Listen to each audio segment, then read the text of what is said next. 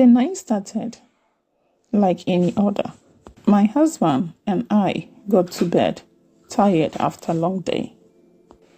The house was quiet, and the only sound was the ticking clock on the wall. Suddenly, a loud bang shook the door.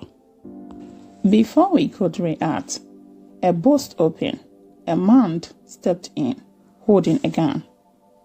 My heart stopped.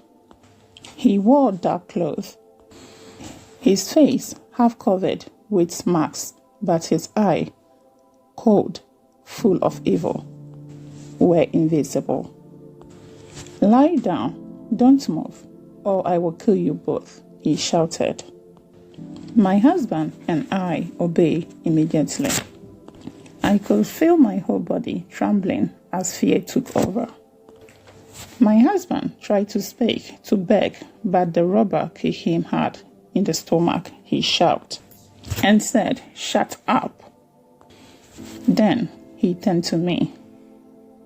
"You," he said, pointing the gun at me, "come here."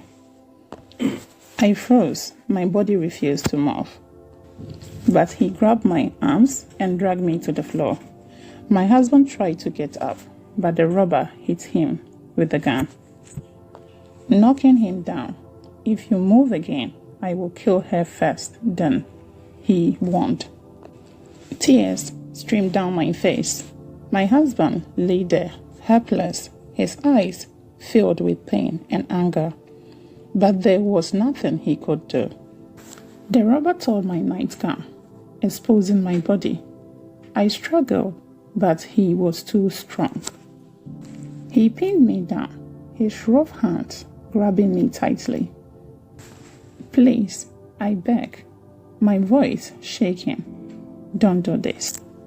He just laughed it, a wicked, heartless laugh. Then he took off my panties. My heart was trembling at this point. I shouted so loud, but all to no avail. He started touching my inner side. The pain turned into sweet sensation, so I gave in. He had it with me. As if he was done, he continued for more than 10 minutes. This, my husband has never done before.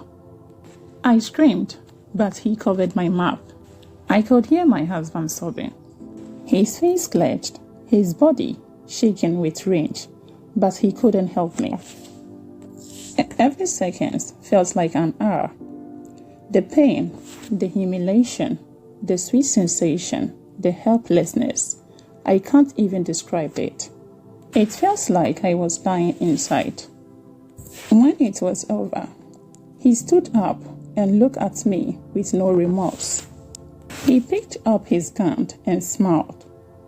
"If you tell anyone, I will come back and finish you both," he said before walking out. I lay there, unable to move, my body numb.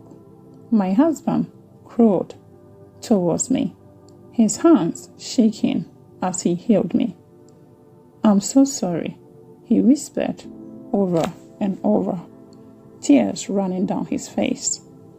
That night changed everything. The walls of our home, once filled with love and warmth, now felt cold and empty. The nightmares never left me. Every time I close my eye, I see him. I hear his voice. I feel his hands. No woman should ever go through this pain.